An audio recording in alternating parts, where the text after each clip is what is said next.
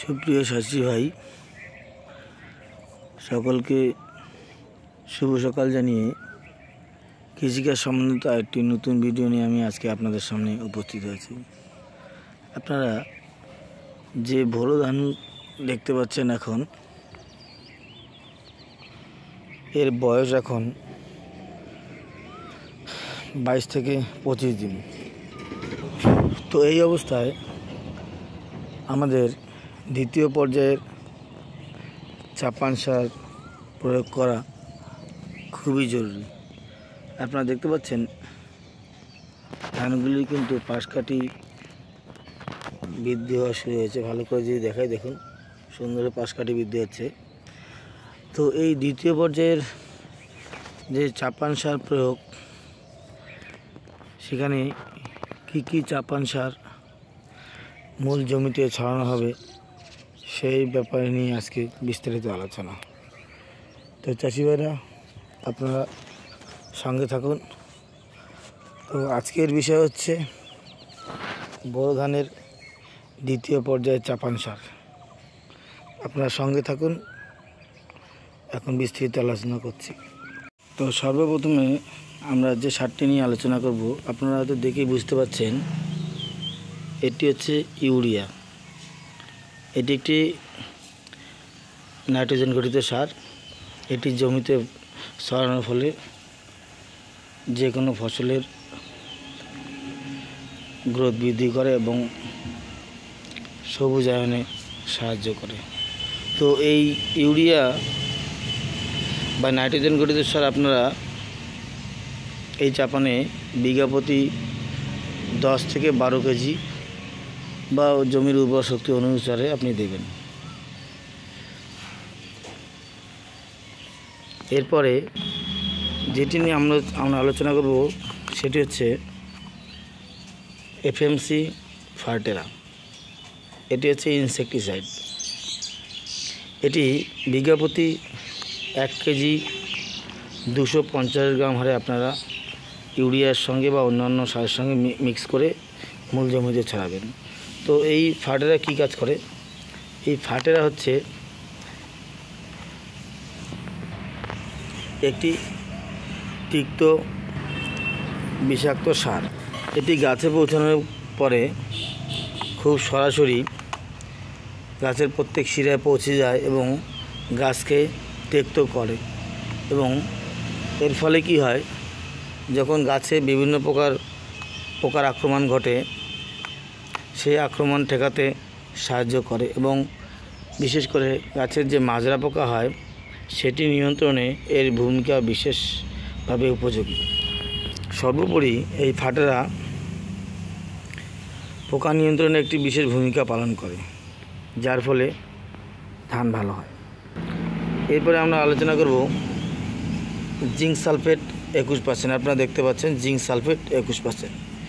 সেটি যে কোনো কোম্পানির হোক না কেন, আপনাদের মেনলি হচ্ছে এটি দেখতে হবে জিঙ্ক সালফেট 21%। এই জিঙ্ক কী কাজ করে? এটি গাছের মান বৃদ্ধি করে, গাছের প্রত্যেকটি অংশের সবল এবং সচল করে, গাছের পাশকাঠি বৃদ্ধিতে ভূমিকা নেয়, ফলে গাছ সুস্থ এবং সবল থাকে। এবং এর অন্যান্য আরও উপকারিতা রয়েছে। জমিতে জিঙ্ক সালফেটের পরিমাণ বৃদ্ধি করে। এই জিঙ্ক সালফেট আপনারা দেবেন বিঘা প্রতি 1.5 কেজি। আমার যেহেতু 2 বিঘা জমির জন্য, সেই জন্য আমি নিয়েছি বিঘা প্রতি 3 কেজি, 1 2 3। তো আপনারা এটি দেবেন বিঘা প্রতি 2 কেজি হারে। এরপরে আমরা যেটি সম্বন্ধে আলোচনা করব, একটি বিশেষ মাইক্রোনিউট্রিয়েন্ট যা ফসলের মান বৃদ্ধিতে বিশেষ উপযোগী। আপনারা দেখে বুঝতে পারছেন এটি হচ্ছে all in wonder plus bio stimulated for soil application. এটি যে কোনো সবজি বলুন বা যে কোনো ধান গম যে কোনো ফসলই বলুন না কেন, সেই ফসলের মান উন্নত করতে বিশেষ ভূমিকা পালন করে। এটি গাছের শিকড় দ্রুত বিস্তার করতে সাহায্য করে এবং গাছে বিভিন্ন প্রকার খাদ্যের অভাব ঘটায়। সর্বোপরি এটি ধান চাষের ক্ষেত্রে বিশেষ ভূমিকা পালন করে। তো এই all win top wonder plus আপনারা কতটুকু দেবেন? অল উইন ওয়ান্ডার প্লাস এটি দেবেন আপনারা বিঘা প্রতি 1 কেজি। তো যদি আরেকবার ভালো করে বলি, আপনারা অল উইন ওয়ান্ডার প্লাস বিঘা প্রতি 1 কেজি এবং 21% জিঙ্ক সালফেট বিঘা প্রতি 1.5 কেজি এবং ফার্টেরা বিঘা প্রতি 1 কেজি 250 গ্রাম ইউরিয়ার সঙ্গে মিশিয়ে মূল জমিতে ছড়াবেন। তাতে আশা করি অবশ্যই ভালো ফসলের জন্য আশাবাদী আমরা থাকছি। তো শুরু থেকে একটু বিস্তারিত বলছি। ধানের বয়স যখন 21 থেকে 25 দিন হয়ে যাবে, তখন যে আপনারা চাপান সারটি প্রয়োগ করবেন সেটি হচ্ছে ইউরিয়া বিঘা প্রতি 10 থেকে 12 কেজি বা প্রয়োজন অনুসারে, জমির উর্বরতা অনুসারে।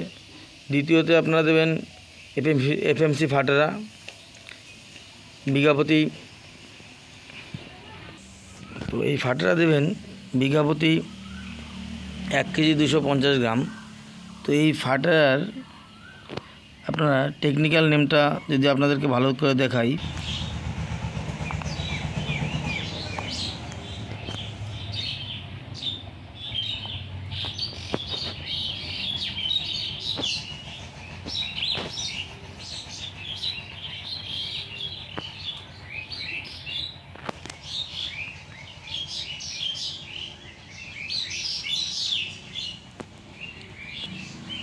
WWGR এটি দেবেন বিঘা প্রতি 1 কেজি 250 গ্রাম এবং জিঙ্ক সালফেট বিঘা প্রতি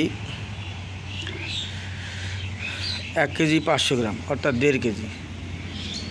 এই কয়টি সার, কীটনাশক, মাইক্রোনিউট্রিয়েন্ট আপনারা ব্যবহার করলে অবশ্যই ভালো ফল পাবেন। তো চাষি ভাইয়েরা,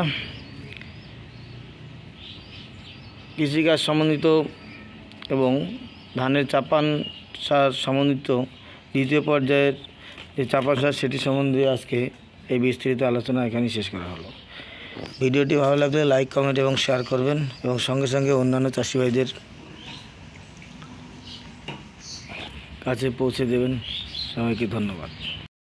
তো চাষি ভাইরা, শেষে আপনাদের যদি একটু ভালো করে দেখাই, আপনারা দেখুন মিশ্রণ করার পরে সম্পূর্ণ সারগুলি এভাবে মিশে গেছে। এরপরে আপনারা এই মিশ্রিত সারগুলি দিনের যে কোনো আর্দ্রতা তাপে সকালে অথবা বিকেলে ছড়াবেন। দুপুরের ছড়া রোদ্রুতে না ছড়ানোই ভালো, কারণ এর ফলে যেহেতু আমরা যখন ছড়াবো গাছের পাতায় অবশ্যই কিছু না কিছু সার পড়বে এবং এর ফলে যখন চড়া রৌদ্র থাকবে তখন কিন্তু পাতা পুড়ে যাওয়ার সম্ভাবনা থাকে। এই জন্য সকালে হালকা রোদে অথবা বিকেলে ছড়ানোই সবথেকে উপযোগী টাইম হবে।